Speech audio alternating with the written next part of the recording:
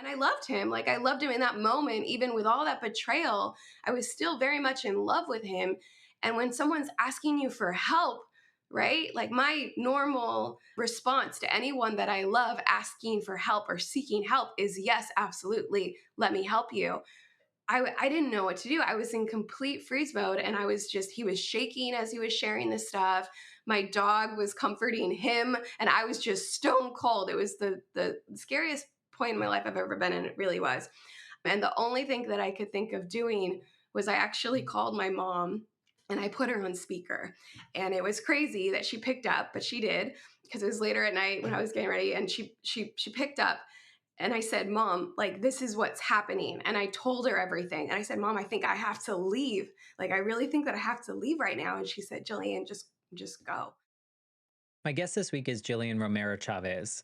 Jillian's the CEO of Clara for Daters, and she calls it an intentional dating journal.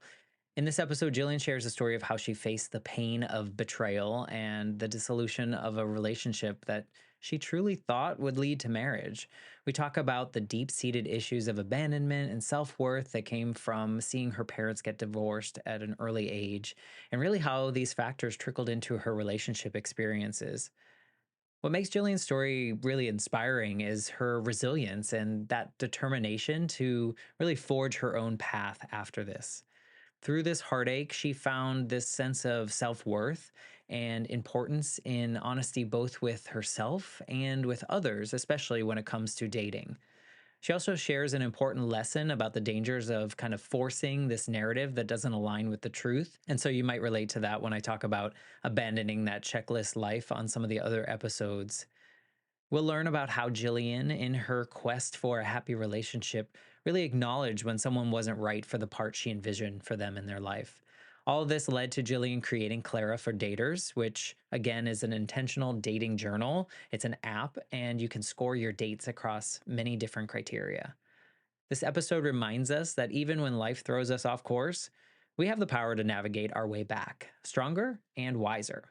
Before we get to today's episode, I wanted to thank some Patreon members. As you know, I have the Patreon to help support the production costs of the show. So that includes software and hardware and just getting these stories out to the public. I want to thank Tracy, Emily, and Mickey for supporting 2 episodes every single month. It is so helpful to help cover those costs. And I just am so blessed that the 3 of you have chosen me to support. So thank you to you, my friends. If you are interested in directly supporting the show, check out patreon.com/the Life Shift podcast. And you can find information there about all the different tiers and the t-shirt giveaway that I do every time 5 more people join the Patreon. And without further ado, here is my conversation with Jillian Romero Chaves.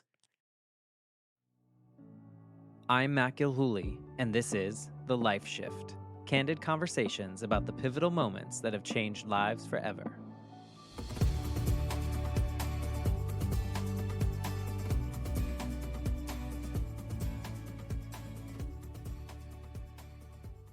Hello, my friends. Welcome to the Life Shift podcast. I am here with Jillian. Hello, Jillian.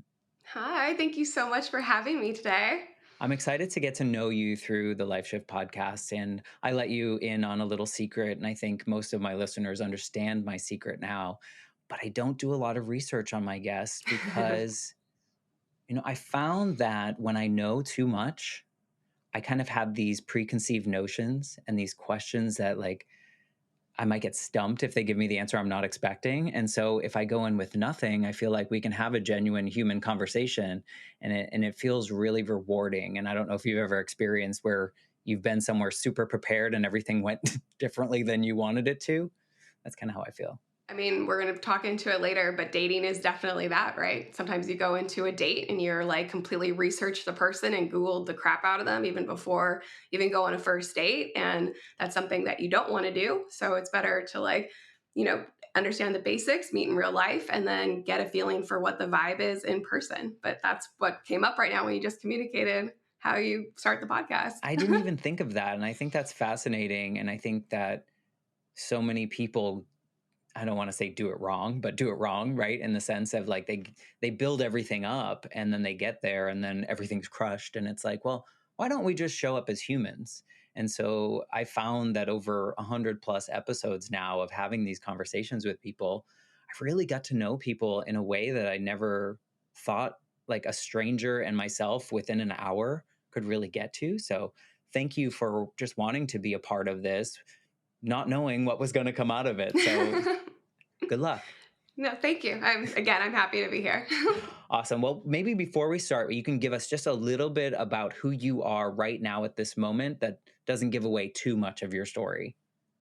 Sure. Right now, in this moment, which was very different 6 months ago. So, going back to this, in this moment, my name is Jillian. I am from Southern California, and I am currently a CEO of Clara for Daters, which is an intentional dating journal.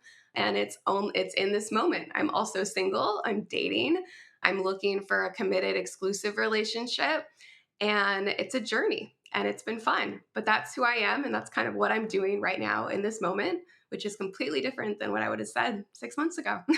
It's amazing to look back, and we'll talk a little bit about it, but it's like, like I could never have imagined, even if I bring it back to this podcast, when I started this in 2022 as a school assignment, I never could have imagined what something like this could do for me. Like, I mean, most of these episodes are not about me, but the healing that it's provided me and hopefully people listening and hopefully the guests themselves. Yeah, looking back, you're like, if I would have told Matt that this was going to happen, he'd be like, what? No way. You're never getting on a microphone.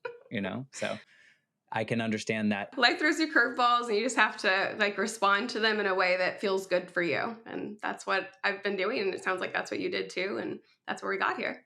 Part of your story is certainly, or it sounds like a curveball, because I know like a sentence or two about your story, and this curveball I think is unfortunately a common curveball that a lot of people experience, Hmm. but I don't think a lot of people do what you did with that curveball.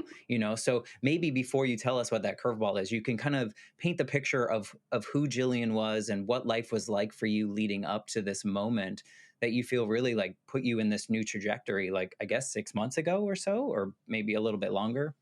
Well, 6 months ago was the choice that I made to really divert, to change directions. The actual like pivotal moment was 3 years ago. Actually, December 3rd was the anniversary, so just a few days ago of that shift or that personal thing that just occurred. But before I go into that, I would love to share like who I was before, right?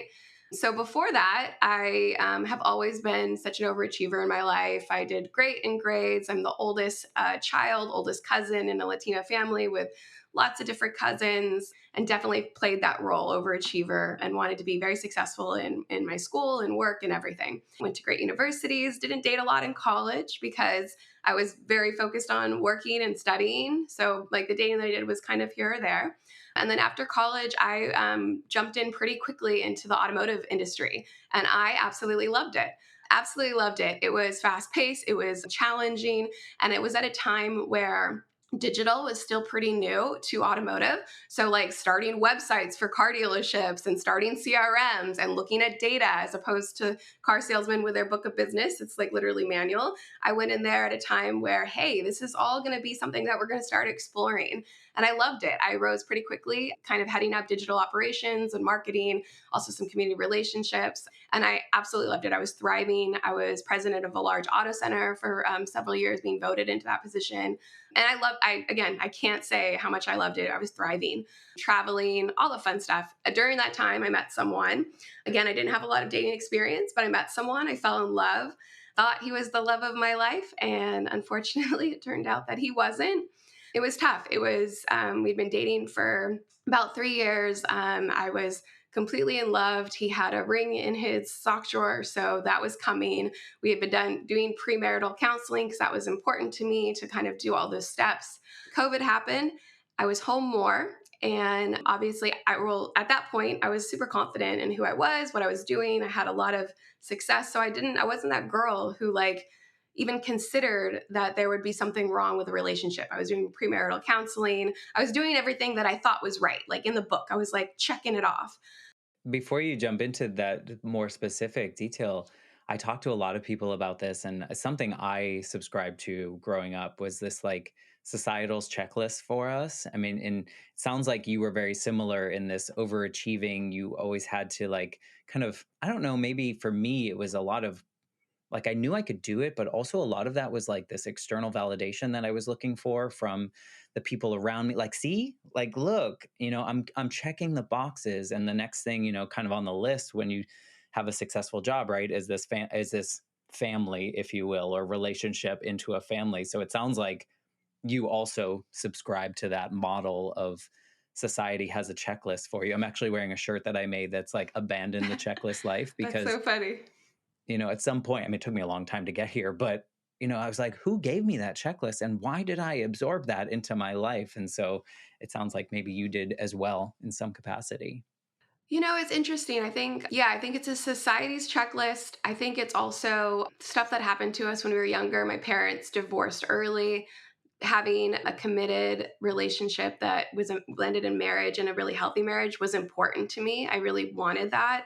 So putting that onto it, being the oldest sibling and really wanting to like set the standard for building the beautiful family relationship that I have. I have four younger siblings. I have lots of love in my family, tons of cousins, and being the oldest, starting that next generation of having more kids and bringing babies and children and laughter back into the family Thanksgiving. Like all of those were things that I was like, yes, sign me up. I can do it. Like this is something that I will love and thrive and like just be a part of. So you wanted to do those things too. So it wasn't like out of obligation. I think a lot of mine was out of obligation. So I love that for you that these were like intentional decisions, but also something that you knew like had to come in a particular order, maybe? Yes. Well, in order it had to come in this order in order for it to be feel safe for me, right? So having the divorce when I was younger definitely led to stuff like concern of abandonment and then self-worth. My parents are both wonderful parents, but when you're young that kind of happens. And so, yeah, abandonment, self worth, all of this stuff. I think those started coming into it. Maybe and I've talked about this after this whole experience. I've obviously talked to a lot of professional psychologists about like where these patterns come from. But yeah, needing that person. And yes, you mentioned it was all really important to me. And it wasn't necessarily a societal checklist. However, I think because I wanted it so bad, I wasn't necessarily looking at the character that I was inputting into this play that I was trying to create, right? And that's if sometimes, and yeah, I don't remember, it was a quote I don't remember who said it, but it was something along the lines is like, you need to not force the character into the play that you want, right? That's your life. You can't force it. If they're not right for the part, you need to like acknowledge that and let that person go and keep moving on. And I think that was what was hard for me is my problem solving part of me who, loves business, loves to solve problems was like, "Oh, no, I can make this person work. Like this will definitely work." And then obviously like that wasn't the case. Yeah, I think there's a lot of people listening that come from families with divorce in them. And we see that, I think that seeing that break does something to us that when we do get in a relationship that is like longer, I think we start to miss some of the things because it's like, well, I have to keep this together. Everything's okay most of the time, and like we start like ignoring things or maybe we just don't see them as clearly as other people might see them, at least from my perspective. Yeah, so I say rose colored glasses for sure, but also a wonderful psychologist that I talked to, he's wonderful. He says, your brain is the biggest liar to you sometimes. Like you can cause yourself to lie.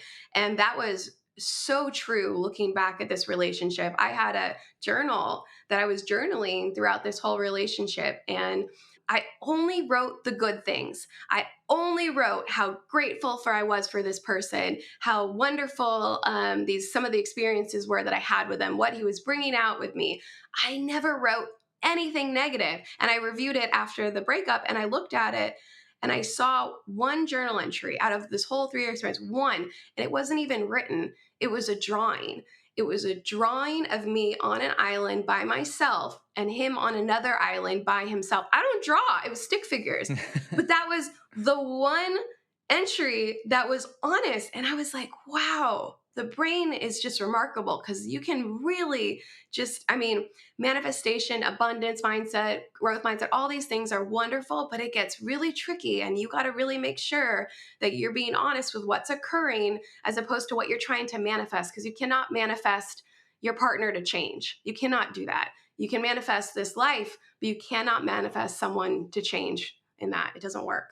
Do you think anything in that journal, because most of it was positive, was there any part of you that maybe subconsciously was only writing the positive stuff just in case anyone else saw it? Um, And it's that is, fine if someone that's has no. never asked me that question. And you know what? Oh my God, it just came up with a memory that I had. So I actually was doing, oh my God, I didn't even recall this, but I was doing a course early on in my relationship with my ex. And it was separate that I was doing. It was just a growth course, a weekend thing. And I wrote some of the things that my family was pointing out about this new relationship that I was in this, like one of those journals they give you just for the course, right? And you know what?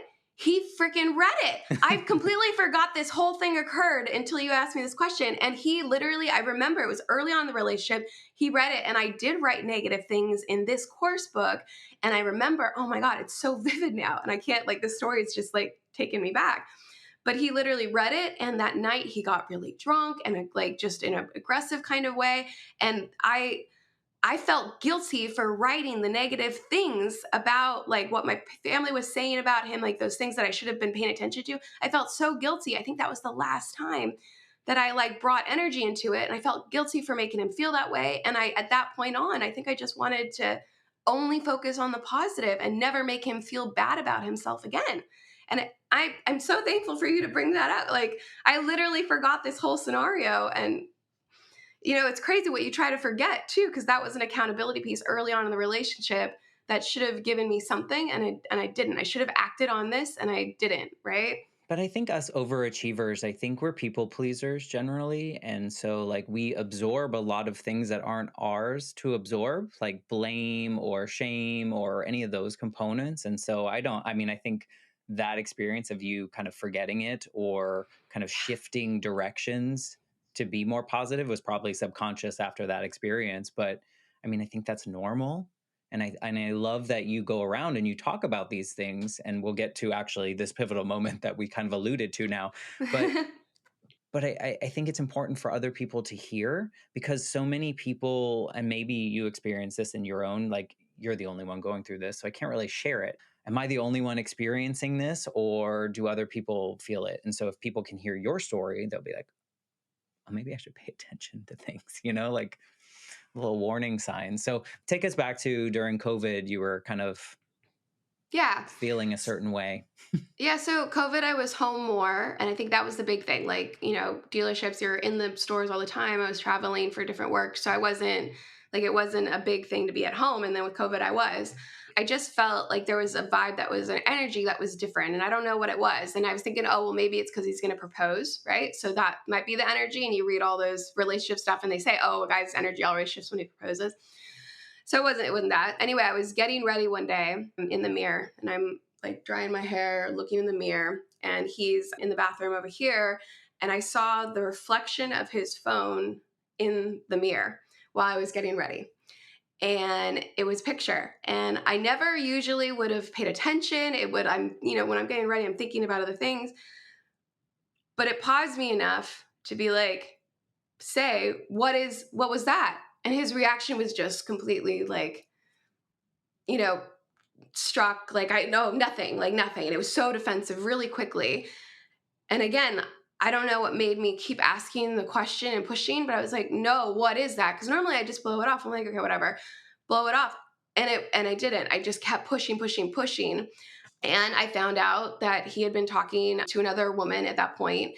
I kept pushing. I don't know what made me do it, but I said, I feel like I needed it was like a what else moment. That was my phrase for this hour long kind of confessional. Because what ended up happening is he did feel like it was a confessional kind of time.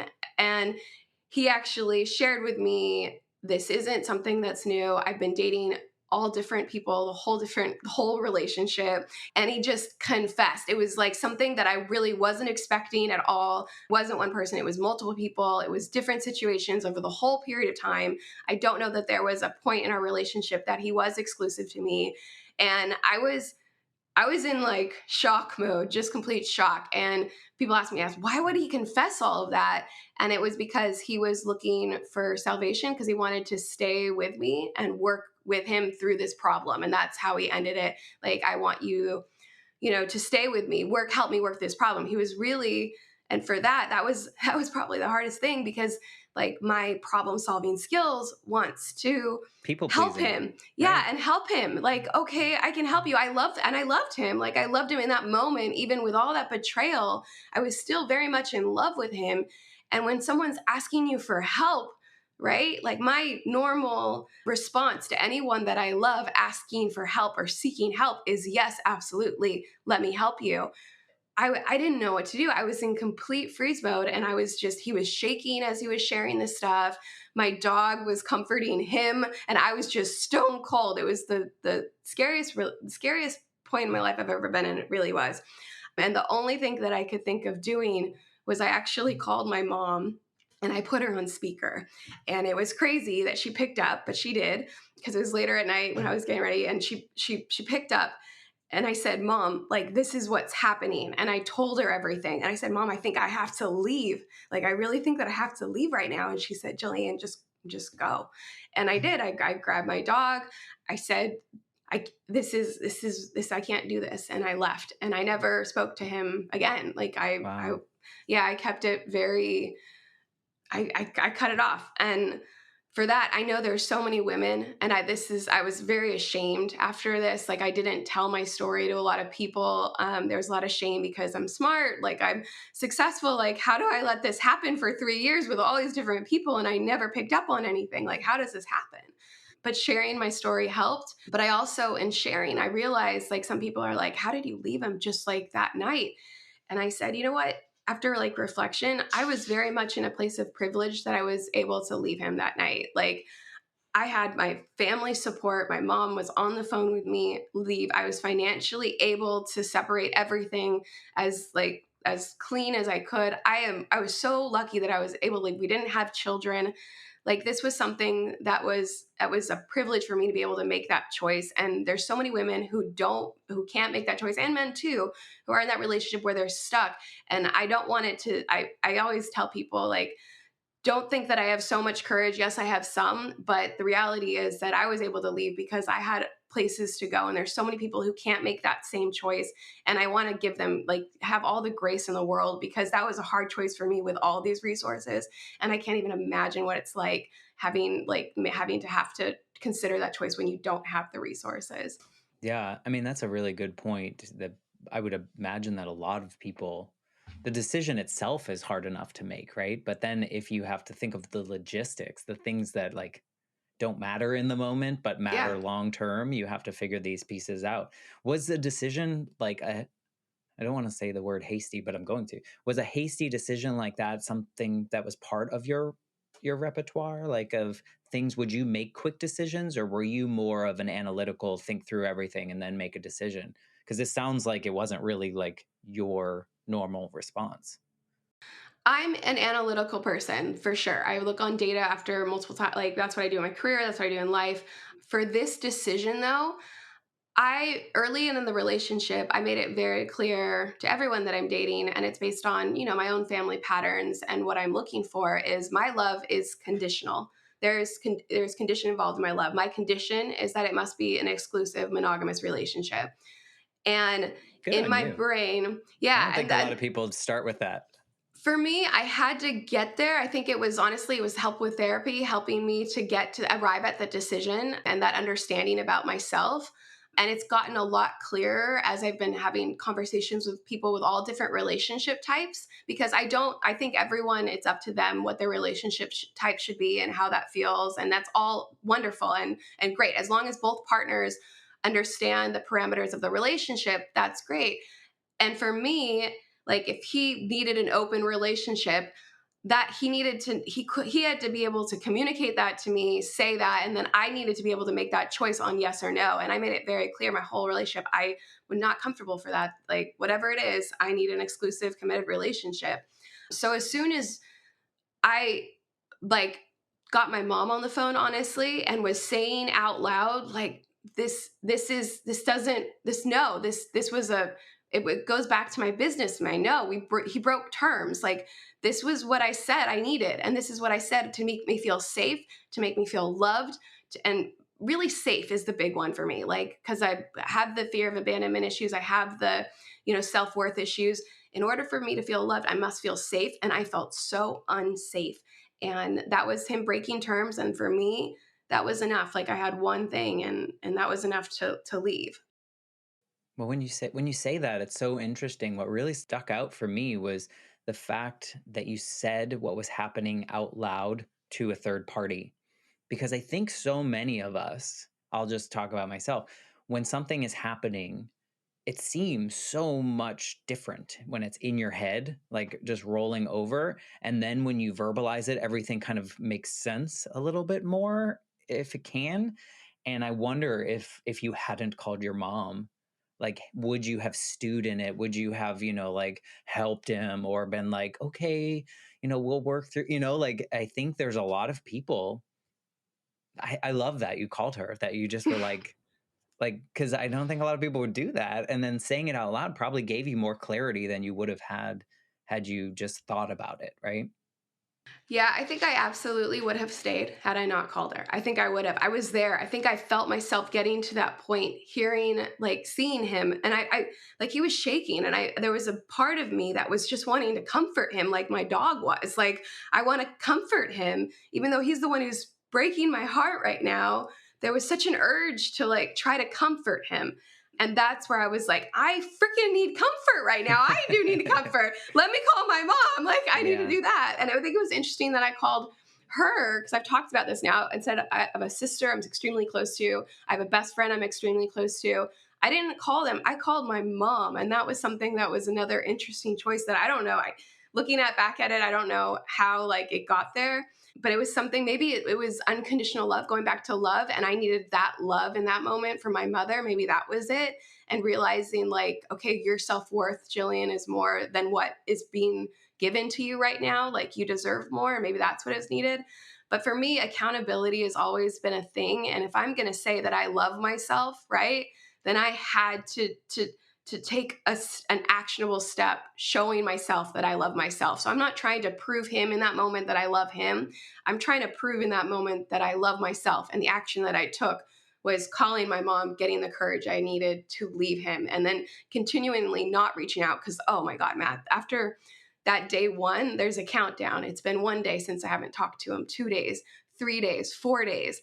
10 weeks, and it just keeps going on and on in your head for a long time. And each day it's harder. It's like I haven't laughed with him, I haven't touched him, like, and you have to remember I was completely in love with him leaving him. Like there was no like concern. I was thinking I was going to marry this person. But it's up to you to really stay accountable back to that action of I love myself more than that. Like, and I had to do that, and choosing myself was probably the one of the harder decisions that I've ever made. I mean, and it sounds like a lot of the things that you were achieving in life before that, it was like there was this external validation kind of piece, and it was, yeah, sure, you were serving yourself and you were making yourself safer, right, by the choices that you were making. But now, when this individual showed you his cards, it was like, now it's time.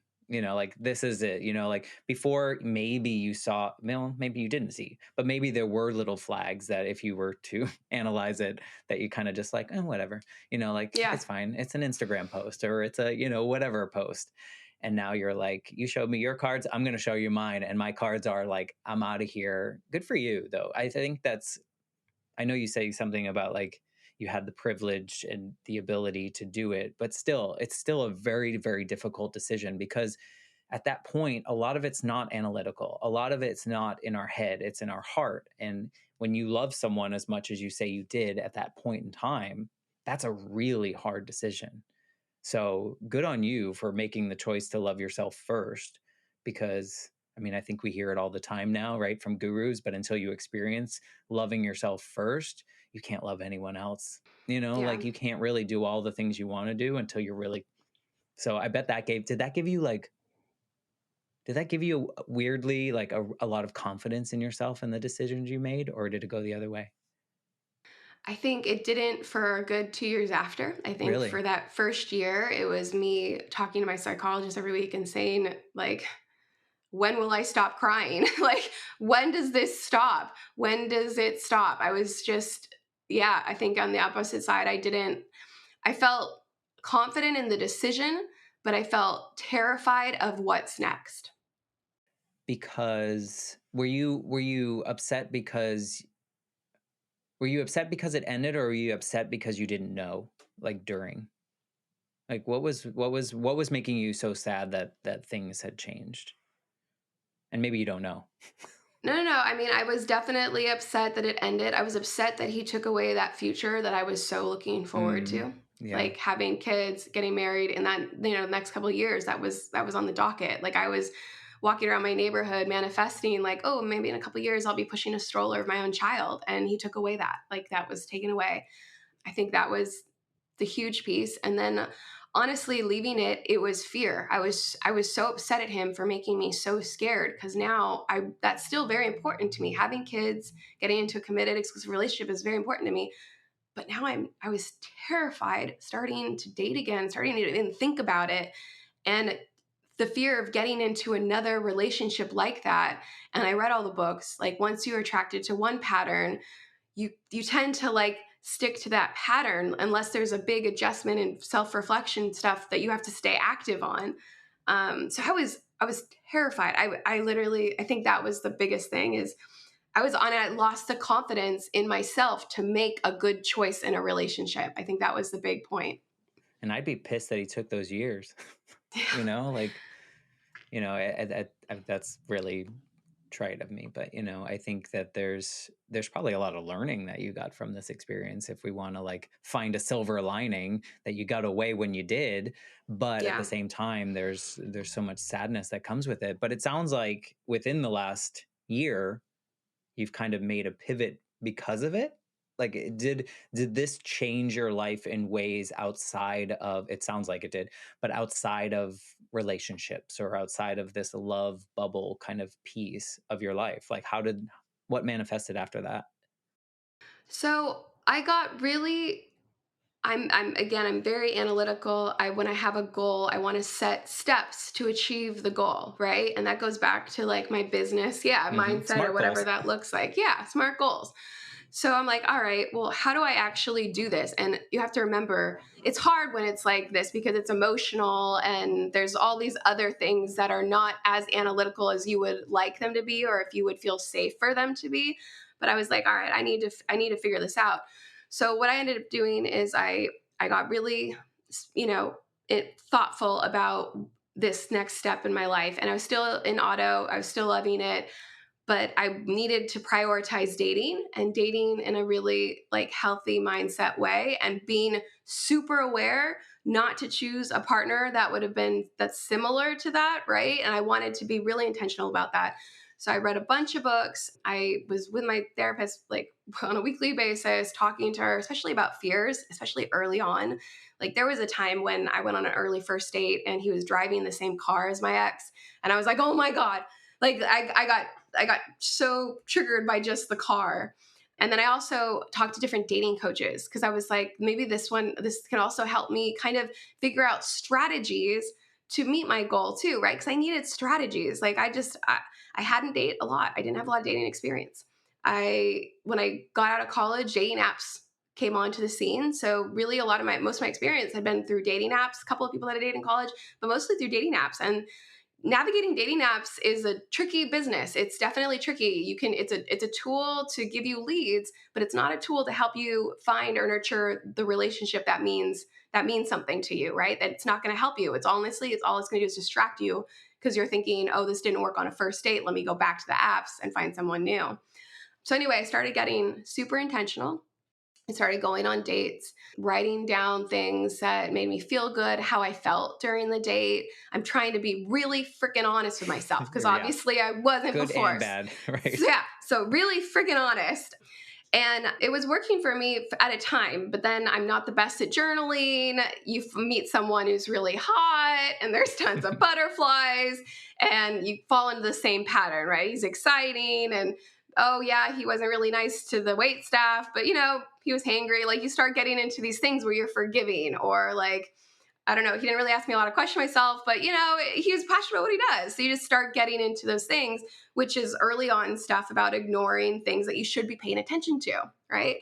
So it's like, well, this isn't working. So then I'm like, all right, well, let me put it into like an actual like score kind of thing, write it out. And I started designing like what will eventually be the app that I created, Clara for Daters. Because I was like, I need a relationship management tool. I need something to help me see all of the people that I'm talking to, right? That I'm just matching with, see how I feel after each date, see things about like how my mood is going into the date, see things about how I'm reflecting on his actions after the date and keeping me accountable. Going back to the car business, like that's what I used to say to all my sales guys. Like at the end of the month, when there's not enough leads, right? They're saying there's not enough leads. I'm like, there's tons of leads. Let me show you the data. Like, here's what's this happening. You're not nurturing this relationship. You're cherry picking over here. You're getting distracted with someone over here. It's like, for me, it's a very similar, like, broken funnel kind of thing. We have all the leads in the world with the dating apps, but it's that middle section of the funnel where we're not actually doing our due diligence, checking in with ourselves and going to a second and third date, getting to know someone where it's missing. And that's what I was doing. I was like, oh, great. He's great. He's like so great. I'm just going to keep going and then get my heart broken because it ended up not being the one.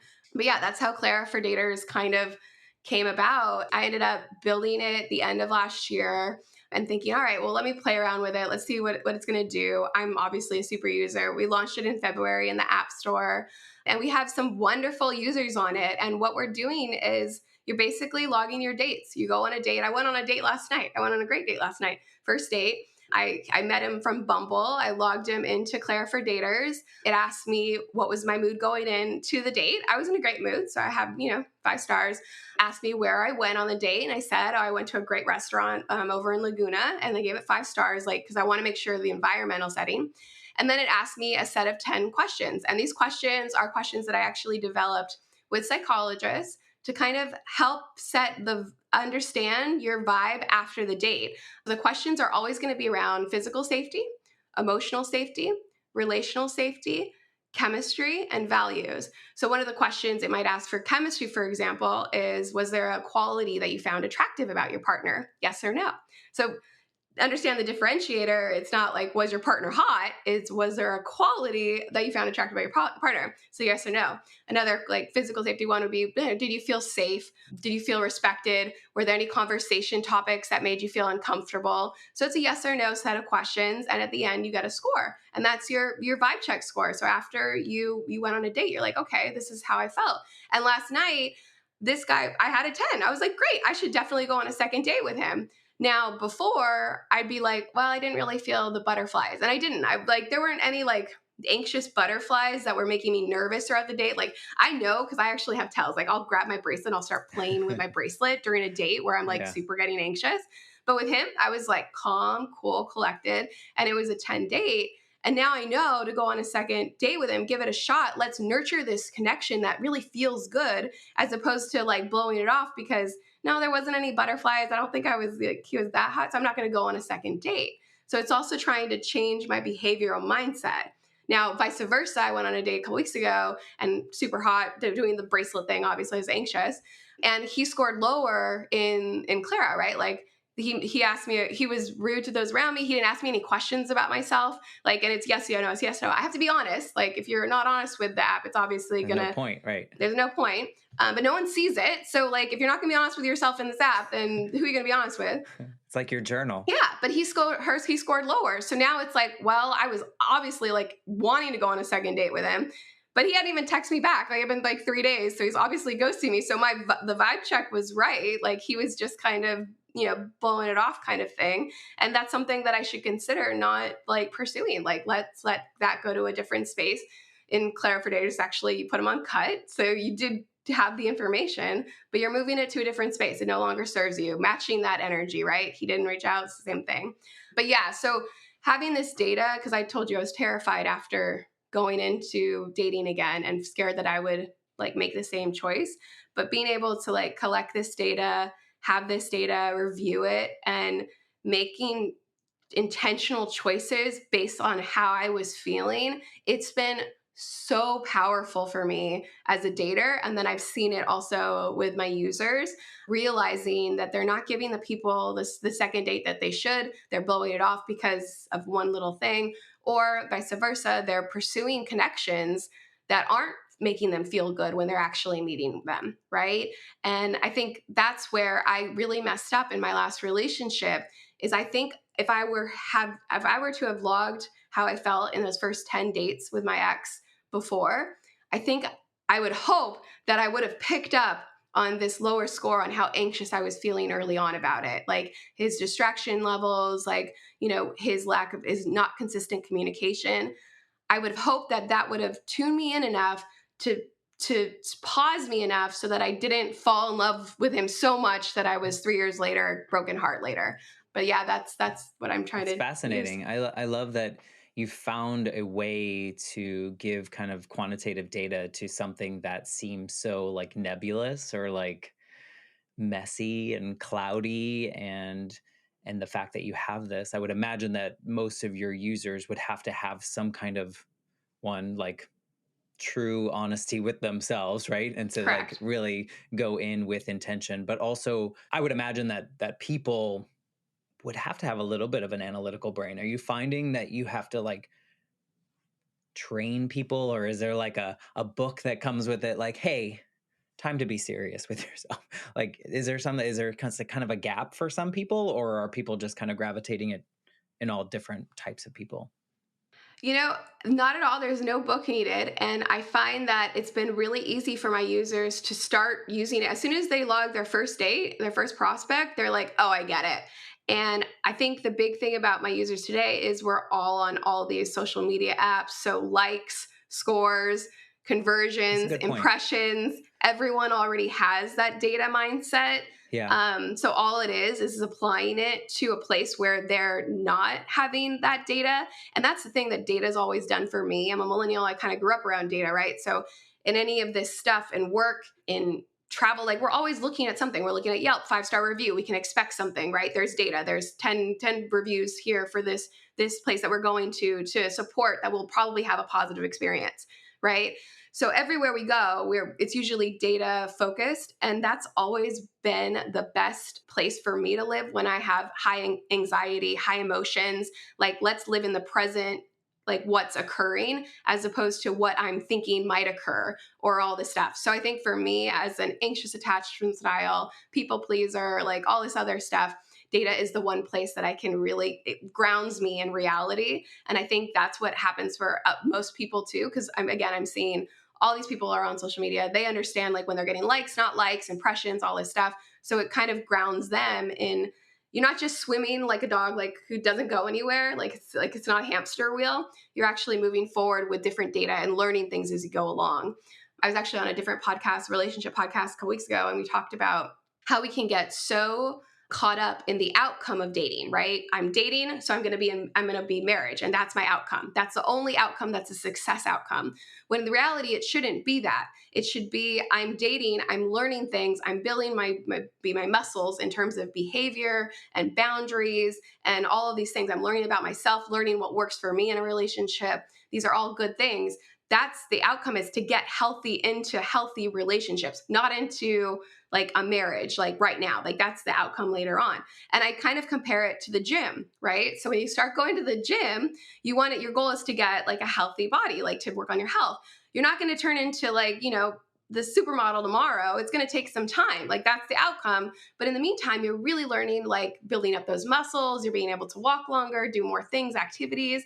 And those are the metrics we should focus on when we're dating, not the other. And I think if we can stay in that space of focusing on these little deliverables, these little metrics of, hey, I had 2 10s this week when I went on dates. I'm actually getting better at this. Like this might be something that I should consider.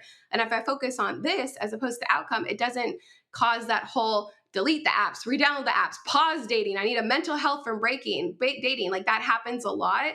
If we're being consistent, just like in nutrition and workout, we shouldn't have to have the mental health breaks because we're being consistent. There's not an extreme, and we're recognizing the social connection is a value that's important to like pay attention to during the journey.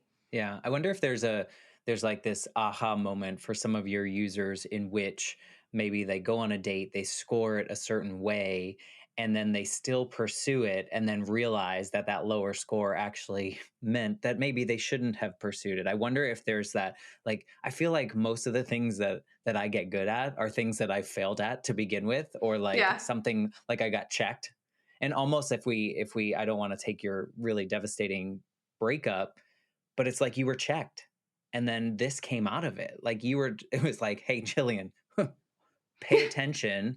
And it had to be like a hard no, like a hard stop for you to then be able like, "Okay, no. I always knew what I wanted out of this. I always knew that I wanted to feel safe. I didn't want this, I didn't want that. Now I just need to be way more intentional about it. Maybe I was Yeah. just skimming the surface before, but now you found a method, a way that worked for you and clearly other people. I mean, it's like it sucks that you had to go through that, but look what you're doing for yourself now, and the type of person you are now, and the things like you said, like you went to the gym, if you will, you went to Hmm. the relationship gym and the loving yourself gym to figure Yeah. this all out because of that really terrible experience. Do you look back at that in like a weirdly thankful way? I'm a big believer in things happen for a reason, and I think that definitely that experience had to happen. There was still, and even though like he broke my heart completely, there was stuff about our relationship that I really loved. Like he definitely brought me out of my shell and experiences. I did adventures that I never would have done had I not been with him, and those are things that I still have value and value today. And I don't like who he is. It's like I pray for him. Like, I really hope that he finds his person and it's someone that can be in a relationship with him that he needs. It's just not me.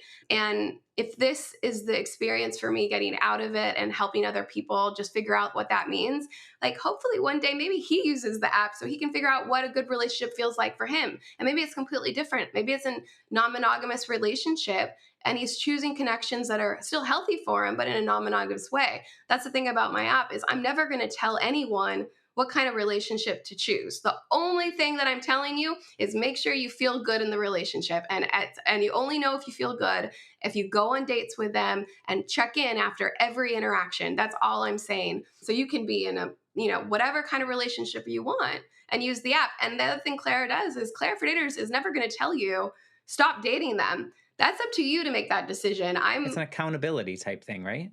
Yeah, it's a choice. It's up to you to read the data and determine, does me dating a 3 the last 6 months, does that make sense for me? Does this feel good? Right? You can eat pizza every day of your life. It's either going to make you feel good or it's not. Like that's up to you, but I'm never going to tell you don't do it. But it's up to you to kind of reflect and take those moments of intention that way.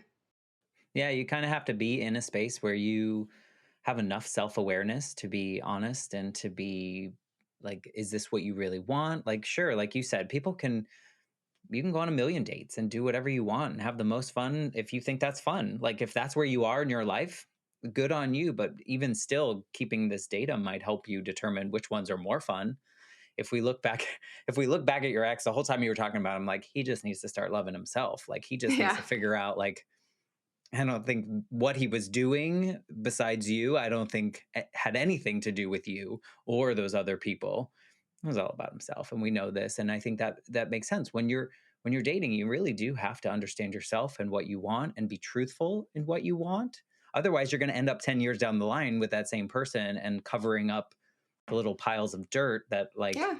you're hiding things because you're just like, well, it's fine down And here. I think that's the most important thing is you have to be honest with the people you're choosing to be in a relationship with. And I think that's where we're missing out a lot right now. This situationship culture, it's just it's so toxic and we're avoiding uncomfortable conversations. We are avoiding what our needs are, right? Jay Shetty actually says it. Because we want people to like us. Yeah. Jay Shetty says it really well at Eight Rules of Love. He talks about like being extremely honest with what you want and what your needs are. You need to be very honest. And I look at the best relationships I've seen in like family and friends, and those are the ones like when they're very honest with who they are and what they need with their partner and the other person's honest back, those are always the healthiest relationships. They're not the relationships who never fight. They're the relationships who know how to fight, like have the conversations, have the uncomfortable conversations. And I think that's what we're missing on. And that's where I hope the data. So this is an example of another reason where I love using the data, because I was actually going on a date earlier this year with a guy, not seen him now, but it was a great guy. And on our third date, he like took me to a really like crappy place. Like I was like, did you even consider like where we were going? The parking was horrible. I get scared of parking sometimes as a Same. female thing. Yeah, like you just don't know where I'm you're not female, going. but I don't like it. Yeah, yeah. And you're like, I don't know, do I feel safe? How far is the walk? Like, should I do this? Like all those things. Like there's a lot of anxiety leading to dates sometimes. And I just felt like he completely just half-assed, sorry, excuse my language, the whole thing. And I was like, after the date, I logged it and I wrote all that stuff. Like I was frustrated. Like, why didn't you do? So anyway, all this stuff came up, but I liked him. So I was like, maybe I just talked to him. So I actually called him up and I was like, hey, dude, like I was really thrown back by this date. Like, are you really, interested in getting to know me better, like in this kind of capacity? Because it felt like, you really didn't put a lot of effort into it. It felt like, maybe it wasn't something that you were looking forward to, and it just felt like it wasn't. And if that's the case, I just want you to be honest with me now, because I'd rather like we just be honest with each other. And he was like shocked. He was like, oh my God, no, I really liked you. And I'm so sorry. And blah, blah, blah. And I'm like, okay, well, that's how I'm feeling right now. So I don't know. On the next one, maybe think about it. I would have never done this had the data not been. It was a cat. It was like it was my mom. It was someone being like, no, this is all this data that you should be like. These are important things. But anyway, I had the uncomfortable conversation, and it could have been the end of it. It could have been the end. He'd be like, you're full of it. I don't even want to talk to you now, Jillian. Like, I can't believe you didn't like that date. But he didn't. Yeah, and that would have been good. I mean, even if he did, it would have been fine. Yeah, it would have, because it would have been a choice. But either way, he took the information and actually like picked me up the next day with flowers and detailed his car, had a reservation. Like he took the notes, right? And I think and it made me feel good, made him feel good, and having those uncomfortable conversations is just something that we have to have.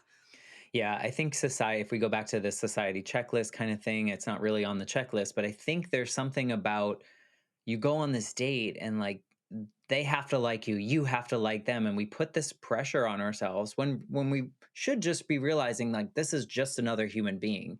It Yeah. doesn't it might not be your forever. You might not vibe at all.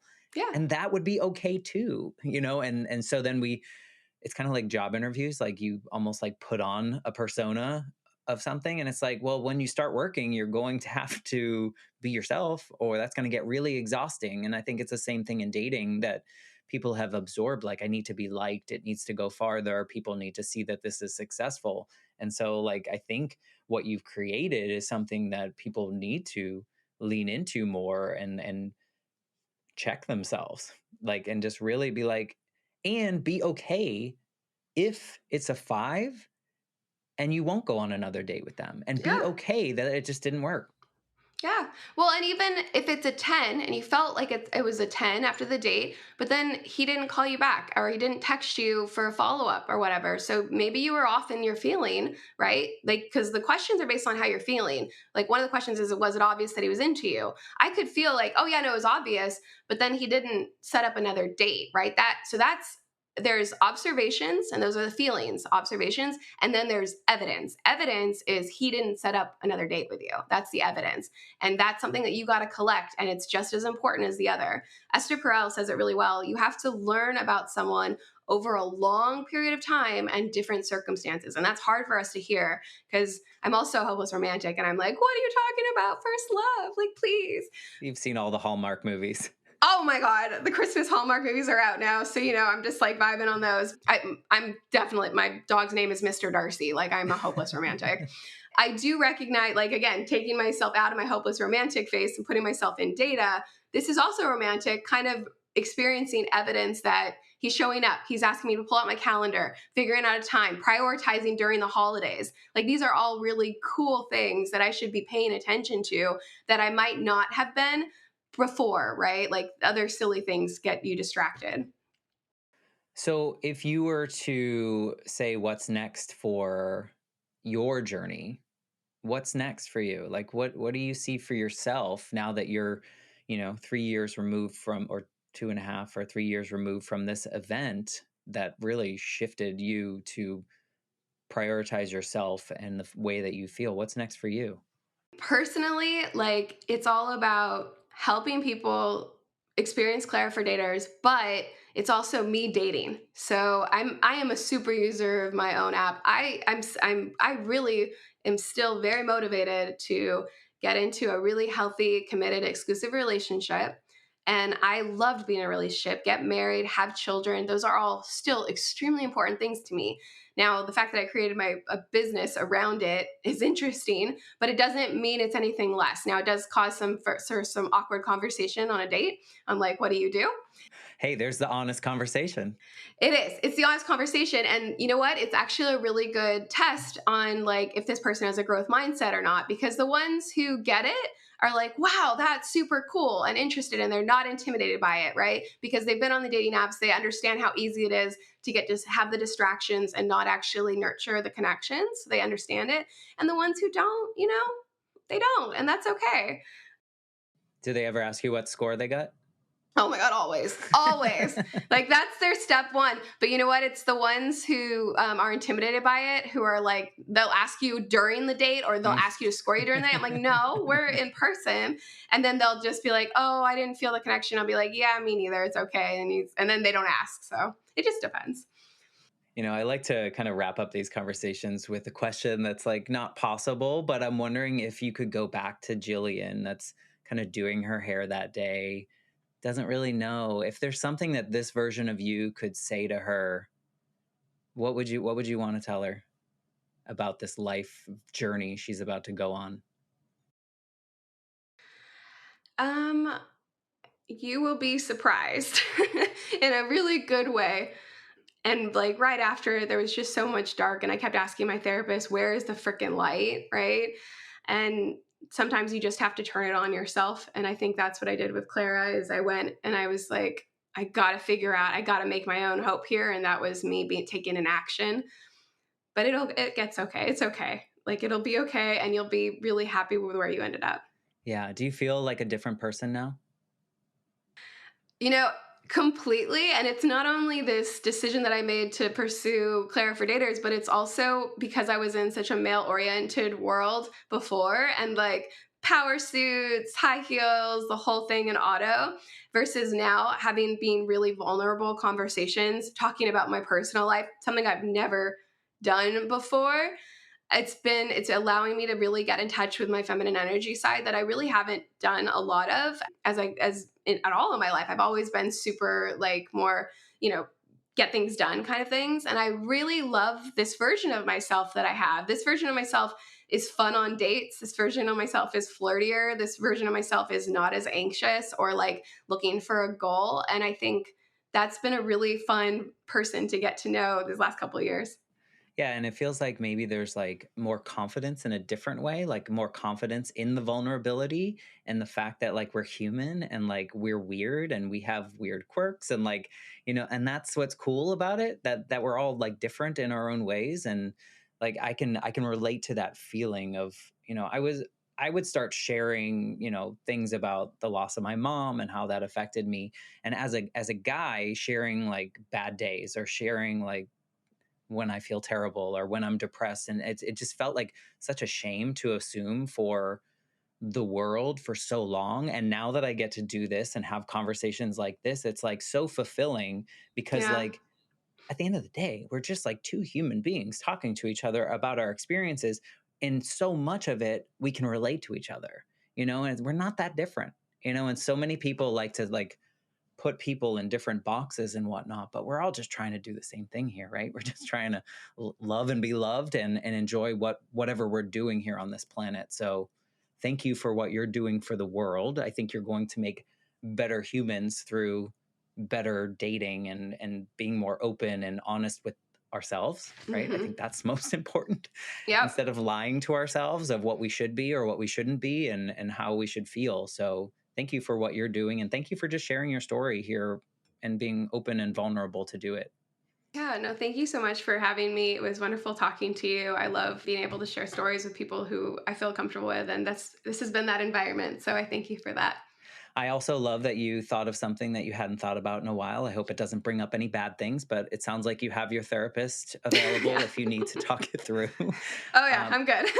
if people want to learn more about Clara for dating, or how to get in touch with you, or just like share with you that they had a similar experience and they just want to connect with you, what's the best way to get in your circle, your orbit?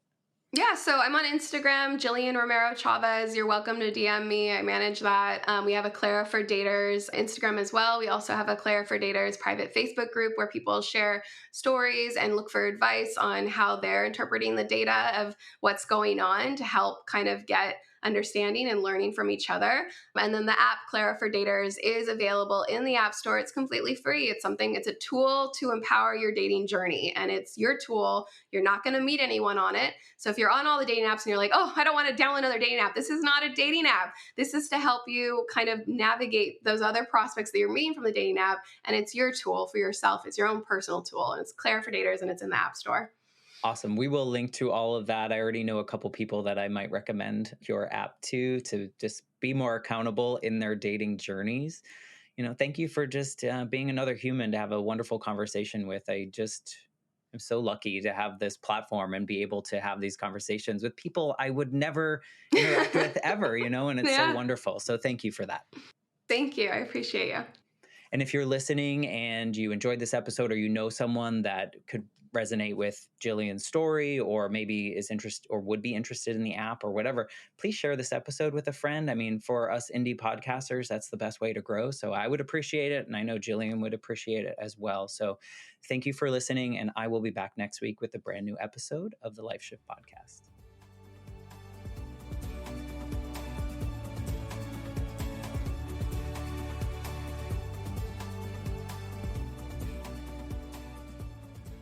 For more information, please visit www.thelifeshiftpodcast.com.